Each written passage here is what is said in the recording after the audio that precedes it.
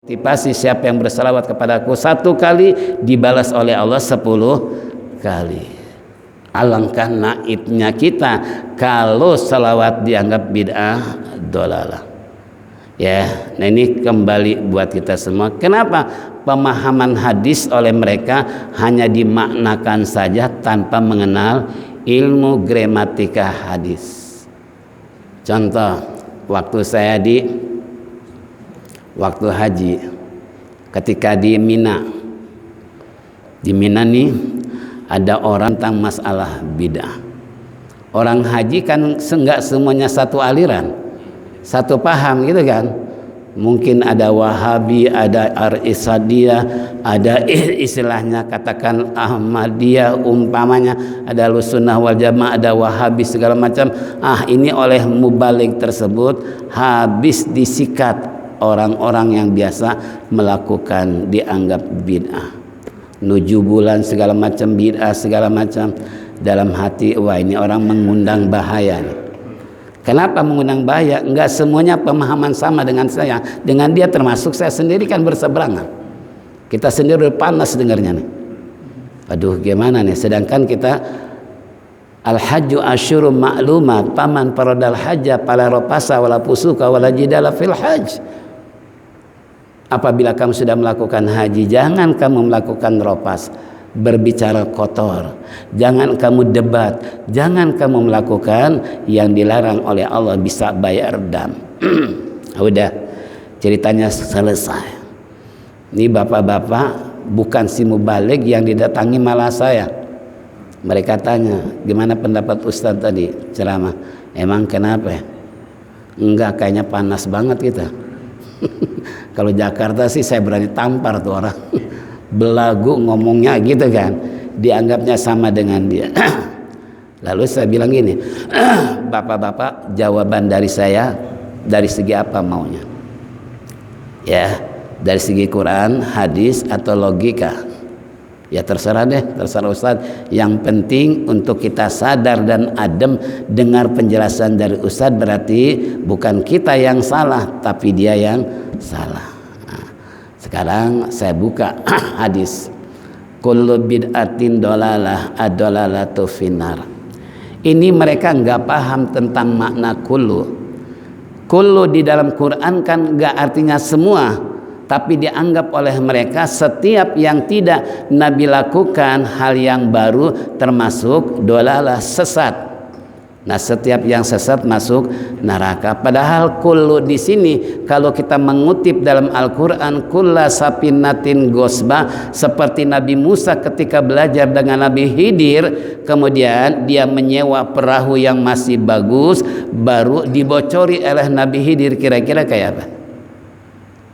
Nabi Musa hanya bisa memandang saja tapi nggak tahu dalam hati Nabi Khidir. Kenapa kok perahu orang diapain? Dibolongin gitu kan. Begitu mendarat ada anak kecil lagi asik bermain, dibunuh oleh Nabi Khidir. Musa bertanya lagi, Tuhan, ini anak kecil belum berdosa, ini anak orang kok main bunuh saja. Nabi Musa hanya bisa dengan melihat mata kepala, tapi Nabi Khidir mata hati. Begitu sampai di daratan, dia kehausan, kelaparan, haus dan lapar, pengen mampir di warkop. Dulu belum ada warkop sih. Warung kopi. Gitu kan. Malah diusir oleh siapa? Oleh masyarakat setempat, diusir Nabi Khidir dan Nabi Musa. Kenapa? Dulu memang belum ada teroris. Kalau sekarang ada tamu, khawatir dianggap apa? Teroris gitu kan, diusir. Begitu jalan beberapa meter ada rumah yang mau roboh. Malah Nabi Khidir, ya Musa, yuk kita perbaiki rumah dulu. Tuhan, kita mau ikut ngopi aja, mau beli, mau ngopi, mau istilahnya isi perut, dasar haus segala macam, diusir oleh mereka. Nah sekarang rumah mereka yang mau roboh, kenapa harus kita perbaiki? Kembali Musa seakan-akan berontak dalam hatinya. Cukup sakit hati mau mampir di warkop malah diusir. Udah gitu suruh apa? bangun rumah lagi. Setelah selesai baru Nabi Khidir menceritakan bahwa perahu saya istilahnya bocori karena di sini adalah banyak perampok. Sehingga kalau perahunya bocor, bolong, dirampok. Nah ini kula sapinatin di sini nggak semuanya perahu dirampok. Yang dirampok perahu yang mulus, yang bagus, yang nggak bocor. Kalau perampok masih merampok perahu yang bocor, kira-kira gimana? Ini perampok blow on nama, gitu kan? Nah itu contoh, itu dalam Quran. Waja'alna likulli syai'in hayyun bil ma'. Kami telah jadikan sesuatu dengan sebab air. Apakah semua Allah yang jadikan semua dari air? Tidak. Setan dari apa? Api. Malaikat dari apa? Kan nggak semua dari air. Berarti di situ ayat nggak menyatakan semua, tapi sebagian. Sekarang gimana? Udah jelas? Ya udah jelas. Logika kita juga kita perankan. Kita nih haji pakai batik. Nabi dulu pernah nggak haji pakai batik? Enggak. Berarti kita termasuk apa? Bid'ah juga, melakukan yang nggak dikasih contoh oleh Nabi. Bahkan lebih hebat lagi, kita bisa pergi ke Mekah naik apa? Naik pesawat. Nabi naik pesawat nggak?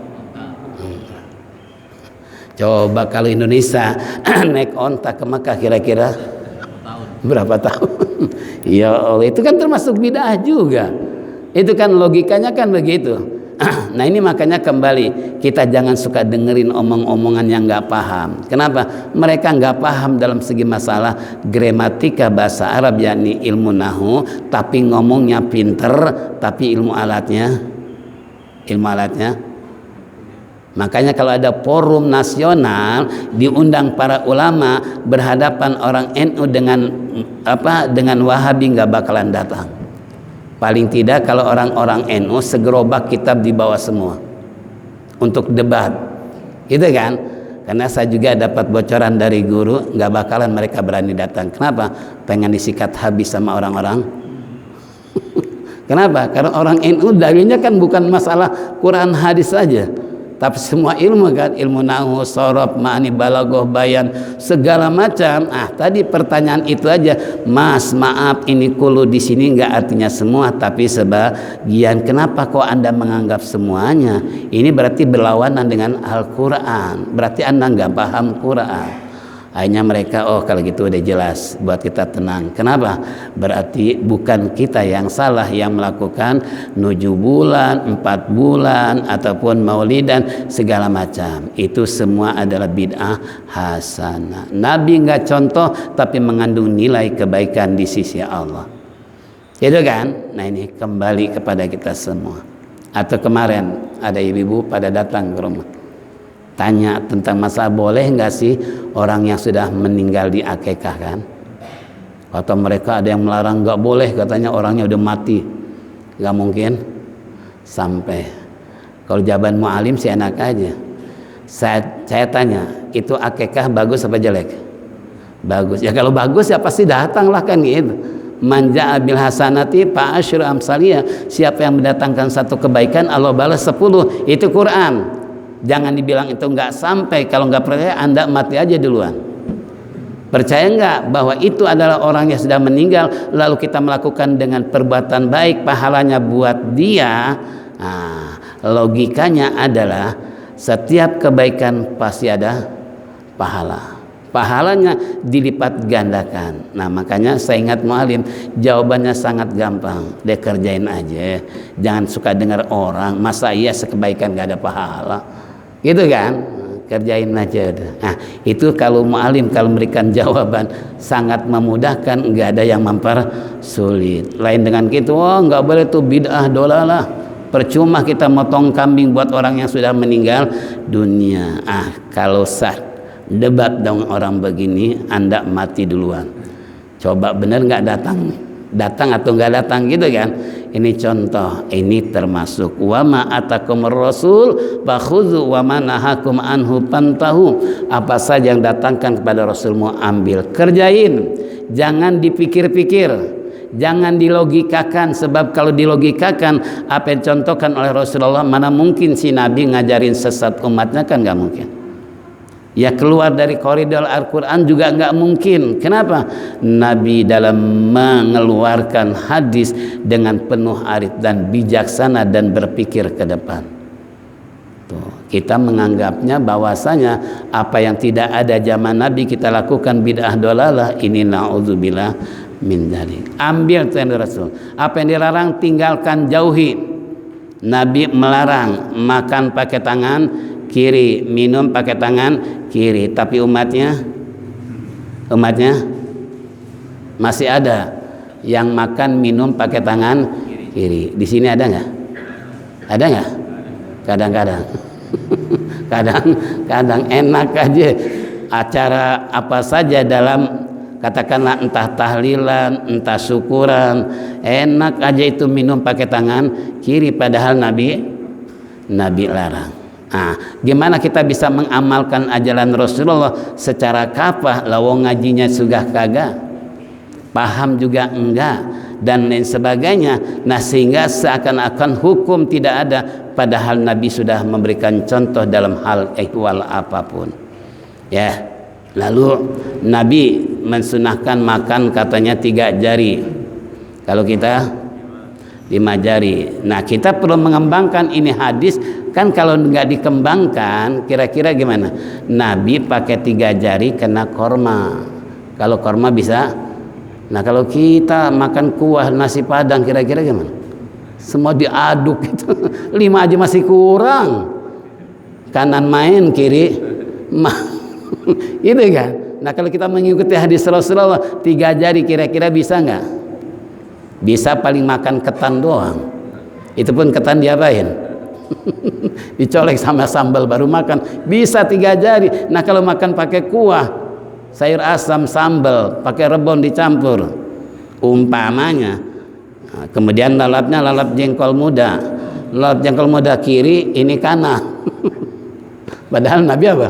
Larang. Coba sejauh mana sih kita mengenal sunnah Nabi. Nih, makanya jangan gegabah dalam berbicara tentang fil muhafazati ala sunnati wa adabiha, memelihara sunnah Nabi dan adab-adab yang dicontohkan oleh Nabi. Makanya Kiai Soleh Romani itu benar menjelaskan kemarin bahwasanya al adabu khairum minal ibadah. Adab lebih baik daripada ibadah. Adab Rasulullah kayak apa sih? Ya, luar biasa adab Rasulullah. Ketika beliau memimpin perang, mau perang, Rasulullah atur pasukan sedemikian rupa. Namun Nabi ditaruh di garda yang paling depan, front paling depan. Begitu siap pasukan mau berangkat, Umar bin Khattab, ya Rasulullah, bolehkah saya usul? Oh, silakan, apa usul kamu? Begini ya Rasulullah, ini aturan begini dari Allah apa dari kamu ya Rasulullah?